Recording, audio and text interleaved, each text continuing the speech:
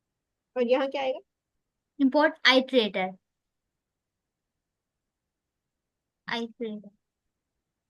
अब इस फंक्शन की रिटर्न टाइप लिखना है। फंक्शन की रिटर्न टाइप, यहाँ पर। ये जो राउंड ब्रैकेट है ना, नहीं नहीं, अच्छा। राउंड ब्रैकेट, जी राउंड ब्रैकेट के बाहर आए। अच्छा। यहाँ पे एक माइनस और ये ग्रेटर देन का साइन बनाए। हाँ वो तो लिख दिया, आगे। ये हो गया। अब इसके बाद लिखे आइट्रेटर, स्क्वायर ब्रैकेट। अब इसमें हम पता नहीं मल्टीपल वैल्यू पास कर सकते हैं, ट्राई करते हैं। इंटीजर, स्ट्रिंग और फ्लोट, जो हमने तीनों लिखी है वैल्यू। str और फ्लोट। STR ही होगा। ये str और फ्लोट, जो हमने यल कराई है ना वैल्यू तीनों, इंटीजर, फ्लोट और ये str, ये हमने लिख दी। अगर हम सिर्फ इंटीजर यल करा रहे हैं हर बार, तो हमें सिर्फ एक ही बार लिखना है इंटीजर। वो जनरेटर का आपने वो बनाया था ना, वेरिएबल। जी वैल्यू। पहले वेरिएबल बनेगा। उसके बाद हम जनरेटर को कॉल कर लेते हैं, और यहाँ कुछ लिखना है, नहीं वैल्यूज। नहीं। अब प्रिंट कराएंगे ना तो नेक्स्ट के फंक्शन के साथ प्रिंट होगा। कॉल करें इसको, इसके अंदर ये कीवर्ड वो जेन वेरिएबल के लिए।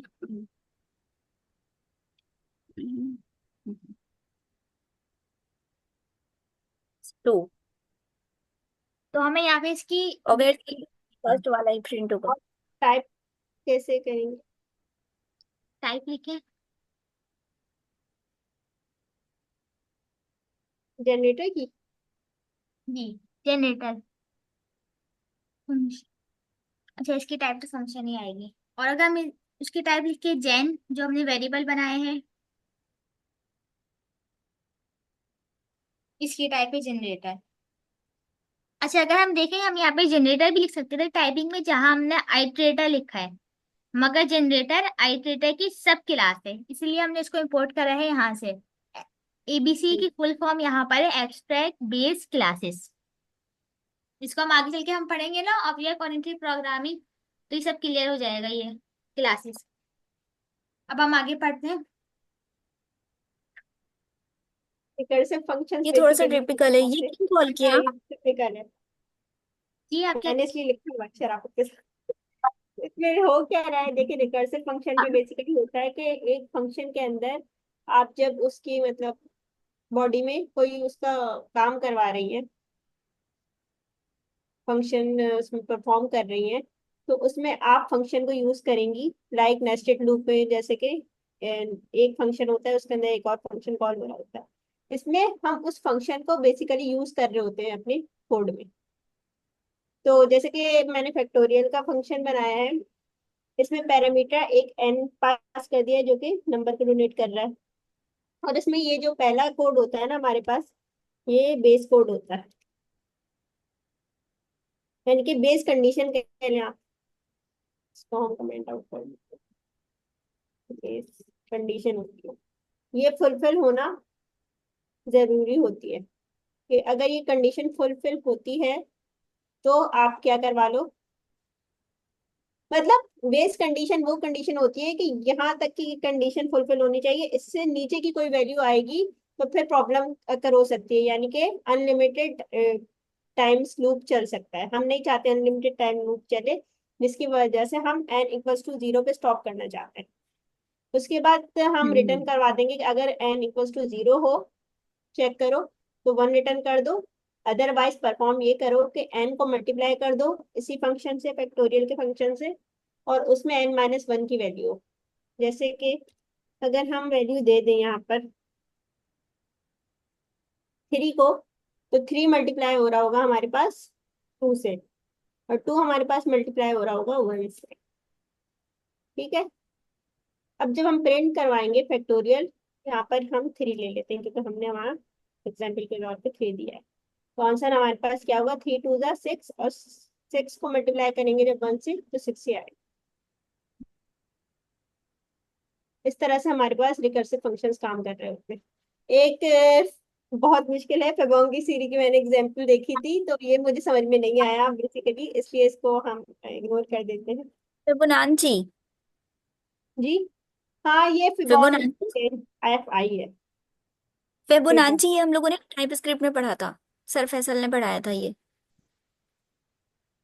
फिबोनाची मुझे असल में इसका एक्चुअली जो फॉर्मूला था ना वो याद नहीं आ रहा। इसमें होता ये है कि आपने पहला और जो हमारा दूसरा नंबर होता है ना, 0 होता है, और मेरे ख्याल से दूसरा नंबर 1 होता है। और उसके बाद 1 2, अब मुझे नहीं पता कि वो क्या फॉर्मूला उसमें यूज हो रहा होता है, n-1 करके, n-1 डिवाइडेड बाय n, कुछ इस तरह की कंडीशन है। एग्जैक्टली मुझे याद नहीं आ रहा, इसलिए मैं इग्नोर कर रही हूँ उसको। n-2 डिवाइडेड बाय n, कुछ इस तरह की कहानी है इसके पीछे। तो जब हम करेंगे, छोटा नंबर लेकर देख लेते हैं। 3 की फिबोनाची निकाल के बता दो तो क्या आ रही है। 3, यानी कि 3-1 क्या हो गया, 2 हो गया। और 2-1 हमारे पास क्या हो गया, 1 हो गया। तो 2+1 हमारे पास 3 आंसर आ जाएगा। और ये डिवाइडेड बाय भी n हो रहा है, ये इसको छोड़ दे, मैं इसको नहीं कर रही, ये थोड़ा सा मुश्किल है। हम काउंट डाउन को देख लेते हैं रिकर्सिव फंक्शन के एग्जाम्पल में। इसमें ये होता है कि आपने एक पैरामीटर पास किया नंबर का, और उसमें आपने बेस कंडीशन को फुलफिल करना है कि अगर हमारे पास क्या हो, अगर हमारे पास नंबर छोटा हो या बराबर हो 0 के, तो प्रिंट कर दो हाई को, वरना रिटर्न कर लो। और अगर हमारे पास क्या हो,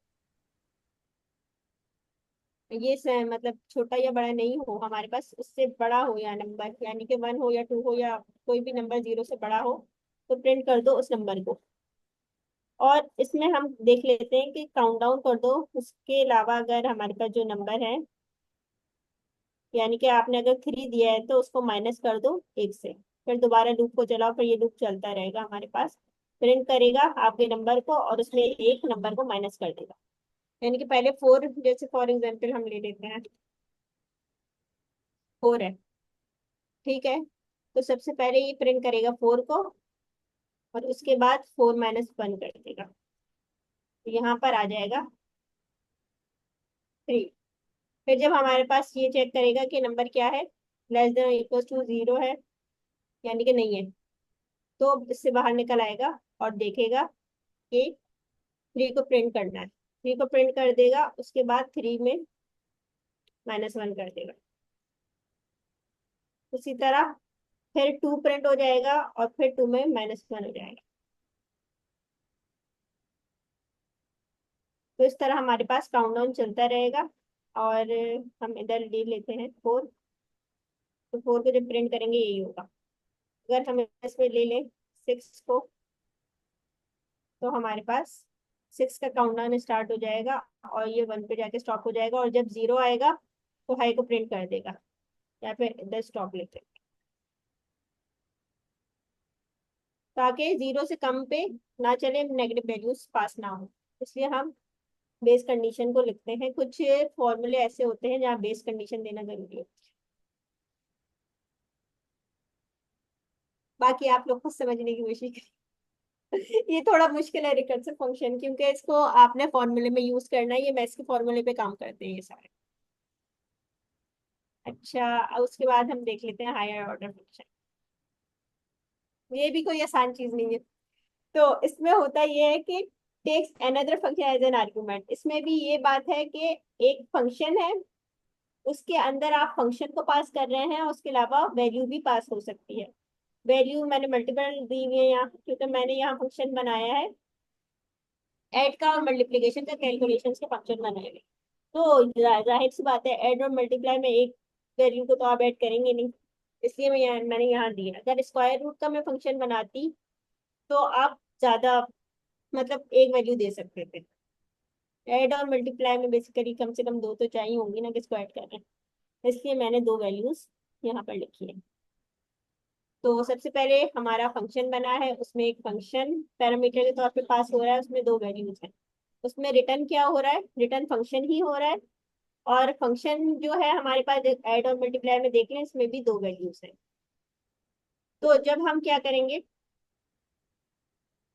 एक वेरिएबल में मैंने स्टोर करवा दिया, अगर आप स्टोर नहीं करेंगे तो बेसिकली एक ही दफा कॉल होता है, फिर आप जितनी दफा भी करें, जो लास्ट में आपने कॉल किया है ना उसे अपडेट कर देगा। इसको मैं करके देखेंगे। अगर आप इसको कॉल कर रहे हैं अप्लाई फंक्शन को, और इसमें आपने फंक्शन दे दिया है फॉर एग्जाम्पल ऐड, फंक्शन के तौर पे आपने जो फंक्शन की वैल्यू पास की है वो ऐड के फंक्शन में यहाँ पास कर दिया है, और वैल्यू आपने दे दी है 2, वैल्यू नंबर 1 2 थी, और वैल्यू नंबर 2 जो है वो 5। तो जब हम इसे रन करेंगे तो हमारे पास आंसर क्या आ जाएगा, 7। 7 क्यों आ रहा है हमारे पास आंसर, क्योंकि 2 + 5 क्या होता है, वो फंक्शन को चेक करेगा जाकर, कैट के फंक्शन में बेसिकली काम क्या हो रहा था, दोनों पैरामीटर्स को प्लस किया जा रहा है, दोनों पैरामीटर्स को प्लस करके वो रिटर्न करवा देगा यहाँ पर फंक्शन की वैल्यू से, और फिर वो आखिर में जो हमारा अप्लाई फंक्शन है उसमें उसका रिजल्ट दे देगा। इसलिए मैंने वेरिएबल नेम में स्टोर करवाया था कि अगर आप इसमें दोबारा इसको कॉल करके दूसरी वैल्यूज देना चाह रहे हैं तो फिर वो सेकंड वाली से अपडेट हो जाएंगी। जैसे कि मैंने यहाँ मल्टीप्लाई दिया था ना,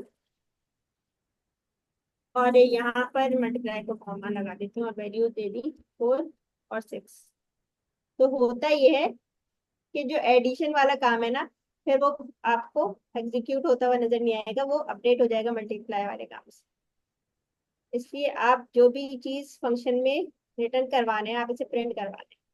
इसलिए मैंने एक वेरिएबल ले लिया था HOF1 के नाम से, जो प्रिंट कर दे जो भी फंक्शन में आ रहा है हमारे पास, फंक्शन कॉल हो रहा है और वैल्यूज कॉल हो रही है उसके इनर फंक्शन। और HOF2 मैंने किया था, बल्कि इसको छोड़ो, प्रिंट नहीं कर पाऊँ, प्रिंट बाद में करो, प्रिंट करवा दो HOF1, और उसके बाद प्रिंट करवा दो HOF2। तो अब पहले वाला जो हमने ऐड का फंक्शन कॉल करा है इस फंक्शन में, अप्लाई के फंक्शन में, और उसकी वैल्यूज पास की हैं तो वो भी आ जाएगा, और सेकंड टाइम पे सेकंड वाला भी आ जाएगा। अच्छा वैसे वो ये खुद बना सारी के। अच्छा ये वैसे ये सारी चीजें इतनी ज्यादा मुश्किल नहीं है। अगर हम टाइप स्क्रिप्ट में पढ़कर आए ना तो हमने इसमें रिकर्सिव फंक्शन भी पढ़े थे, हाई ऑर्डर फंक्शन भी पढ़े थे। हाई ऑर्डर फंक्शन वो होते हैं, जैसे हमारे पास था मैप का फंक्शन था, जो एक और फंक्शन को, एनोनिमस फंक्शन को पैरामीटर के तौर पे ले लेता था। इसी तरह से, या फिर हम कह सकते हैं या तो रिटर्न करेगा फंक्शन वो, या फिर वो आर्ग्यूमेंट के तौर पे एक फंक्शन देगा, वो हाई ऑर्डर फंक्शन कहलाता है। हमने जो नई चीज पढ़ी है ना पाइथन में, वो है जनरेटर फंक्शन। वो बिल्कुल एक न्यू है हमारे लिए, बाकी चीजें हम टाइप स्क्रिप्ट से पढ़कर आए हैं। और आगे हम एक टॉपिक और कवर करें, बल्कि नहीं, हमारा इनपुट टाइम फंक्शन। ऑफ हो गया तकरीबन ना, मीटिंग एंड होने का ओके। टाइम हो गया, 1 मिनट बचा है बस। स्ट्रिंग का फंक्शन भी देख लेंगे। स्ट्रिंग के जी। टाइम पे अगर आप हाई ऑर्डर फंक्शन बना रही हैं तो उसमें ये हो रहा है कि मैंने इसमें सिर्फ फंक्शन कॉल किया है। तो जब हमने सिर्फ फंक्शन कॉल किया है तो इसके जो अंदर जो काम हो रहा है ना, वो मैंने इनर फंक्शन बनाकर काम किया है कि ग्रीट कर दो अगर फंक्शन में कोई नाम हो उसको, और प्रिंट कर दो गुड वर्क उसी नाम, मतलब ये वाली लाइन भी प्रिंट हो जाए गुड वर्क इस नाम की, और ये रिटर्न कर दे हमारे पास फंक्शन ग्रीट, और उसके अलावा वेलकम कर दो। तो जब हम एक फंक्शन बनाकर इसमें फंक्शन में कॉल होगा बेसिकली, तो हम चाह रहे हैं कि एक फंक्शन हम इसमें बना लें। डेफ के नाम ऐसे नेम के नाम से हमने एक फंक्शन बनाया है जिसमें हमने बता दिया कि माय नेम इज दिस। और फिर जब हमने एक वेरिएबल में कॉल करवाया है ऐसे कि स्ट्रिंग, यानी कि स्ट्रिंग HOF वाला फंक्शन, उसमें हमने पास करवा दिया है सी नेम वाला फंक्शन। तो ये हमारे पास क्या करेगा, सबसे पहले देखेगा कि फंक्शन में क्या रिटर्न हो रहा था।